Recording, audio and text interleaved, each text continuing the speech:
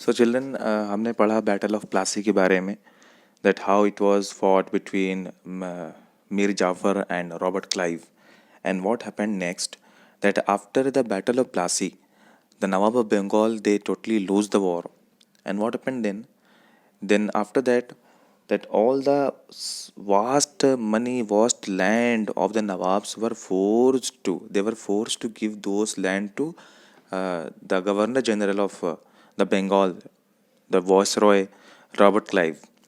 सो इससे क्या हुआ कि जितने भी पैसे थे, जितनी भी ज़मीन थी, सारी चीज़ें जो नवाब वहाँ के हुआ करते थे बंगाल के, ये लोग मजबूरी में देना पड़ा किसको? रॉबर्ट क्लाइव को. और जितने भी वॉयसरॉय वहाँ के बने सबको देना पड़ा. इससे क्या हुआ कि सारी जो ज़मीन, सारे जो पैसे थे बंगाल्स के नवाब के, वो सब चला गया किसके पास? वहाँ के वॉयसरॉयज़ के पास. और सारा वो किसके पास पैसे जा रहा था? वो ब्रिटिशर्स के पास जा रहा था, ईस्ट इंडिया कंपनी के पास. इससे क्या हुआ कि ज़्यादातर लोग जो थे वो पैसा यहाँ से नवाबों का लूट के ले गए अपने देश में, अपने कंट्री में. और वहाँ पर वो लोग कंट्री में नवाब वाली जो लाइफ यहाँ पे नवाब जीते थे, वैसी वो लाइफ वहाँ पर वो सरवाइव करने लगे. उससे क्या हुआ कि ज़्यादातर जैसे उनका जो रॉबर्ट क्लाइव थे, उनके पास बहुत ज़्यादा पैसा आ चुका था नवाब वालों का. So after the Battle of Plassey, the actual Nawabs of Bengal are forced to give land and vast sum of money as a personal gift to the company's officials. पैसा पूरा देना पड़ा उनको. Robert Clive himself amassed a fortune in India. He came to Madras at the age of 18. When he left India, his Indian fortune was worth rupees 401,102. ये वहाँ की currency में इतना पैसा इनके पास आ चुका था. When he was appointed as a governor of Bengal in 1764, he was asked to remove corruption in company administration, but he was himself cross-examined in 1772 by the British Parliament, which was suspicious of vast wealth. Although he was acquitted, he committed suicide in 1774. So जब ये बने वहाँ के viceroy governor general, सो इनसे कहा गया कि आप वहाँ के जितने भी करप्शन है इनको हटाएं, लेकिन ये खुद उसी में इन्वॉल्व थे, इसलिए बाद में सुसाइड कर लिए.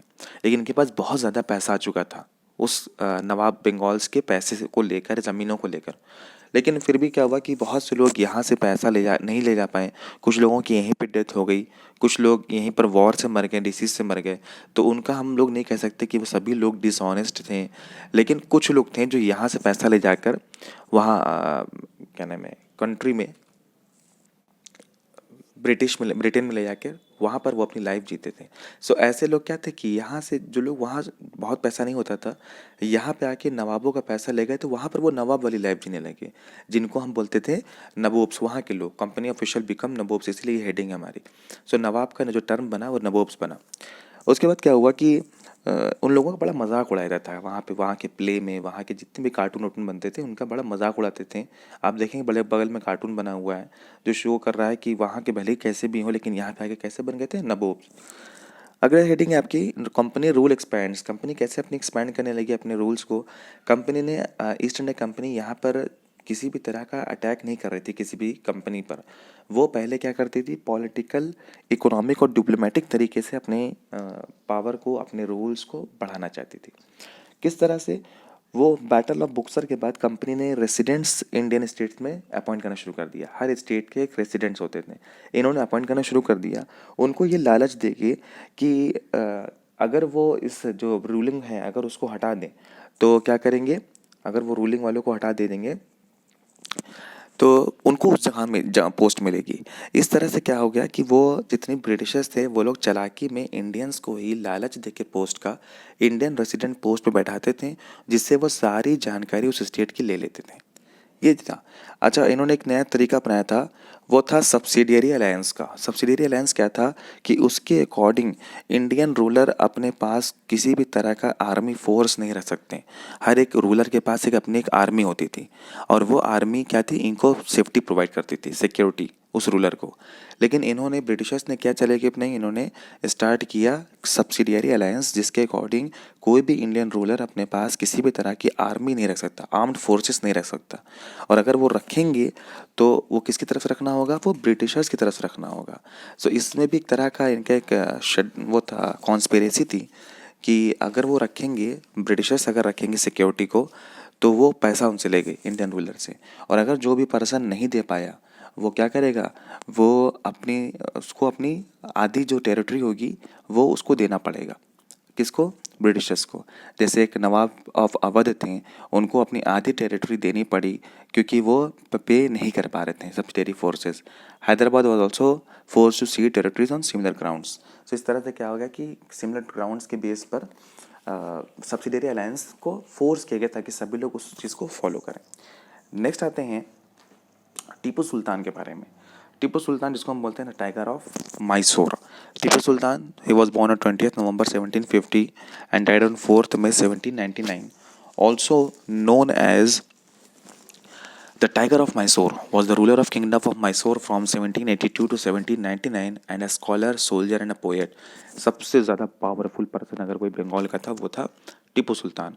Tipu was the eldest son of Sultan Hyder Ali of Mysore and his wife Fatima Fakhrun Nisa, a daughter of Mir Moinuddin, governor of Kadapa. Tipu was promoted a more widespread use of Hindustani language in southern India. Tipu introduced a number of administrative innovatives, including the introduction of a new coinage, new Mauludi lunisolar calendar, and a new land revenue system, and initiated the growth of Mysore silk industry. इनके time में silk industry इतनी ज़्यादा expert हो गई थी कि यहाँ का बना हुआ सिल्क जो क्लॉथ होता था वो फ्रांस, जर्मनी, ब्रिटेन यहाँ बिकता था। और बंगाल उस टाइम सबसे ज़्यादा अमीर स्टेट बन चुका था इनके रूलिंग टाइम में। Tipu expanded an iron-cased Mysorean rockets, which he deployed in his resistance against military advances of the British. इन्होंने वॉर के लिए भी काफ़ी ज़्यादा तैयारियां की थी। मिसाइल मैन इन्हीं को बोला जाता है क्योंकि अभी हम जानते हैं missile man APJ Abdul Kalam को बोलते हैं, लेकिन सबसे पहले जो स्टार्ट किया था मिसाइल्स की जो डिज़ाइन बनी थी और जो भी वर्किंग बना था मॉडल, वो बनाया था टीपू सुल्तान ने। He remained an implacable enemy of the British East India Company, bringing them into renewed conflict with an attack on British allied Travancore in 1789. ये पहले ऐसे पर्सन थे जिन्होंने ओपनली ब्रिटिशर्स को चैलेंज किया था निकलने के लिए। In the Third Anglo-Mysore War, Tipu was forced into a humiliating treaty, losing a number of previously conquered territories, including Malabar and Mangalore. जो वॉर हुआ था एंग्लो मैसूर वॉर, उसमें ही was forced into humiliating treaty. इनको sign करना पड़ा treaty को, losing a number of previously conquered territories including Malabar and Mangalore. इनको ये चीज़ छोड़ना पड़ा वॉर के अंदर, साइन करना पड़ा। In the fourth Anglo Mysore war the combined forces of the British east India company and the Nizam of Hyderabad defeated Tipu and he was killed on 4th May 1799 while defending his fort of Seringapatam. Seringapatam को ये क्या नाम है बचाते हुए defend करते हुए बेचारे इनकी डेथ हो गई। जब इनकी डेथ हो गई तो ब्रिटिशर्स ने आके इनकी डेड बॉडी के पास कहा था कि आज से इंडिया हमारा। दैट मीन्स कि यही थे जिन्होंने अभी तक रोका हुआ था लोगों को, लेकिन इनकी डेथ के बाद ब्रिटिशर्स फ्री थे इंडिया को रूल करने के लिए। Next topic we will read in the next part, that is the wars with Marathas.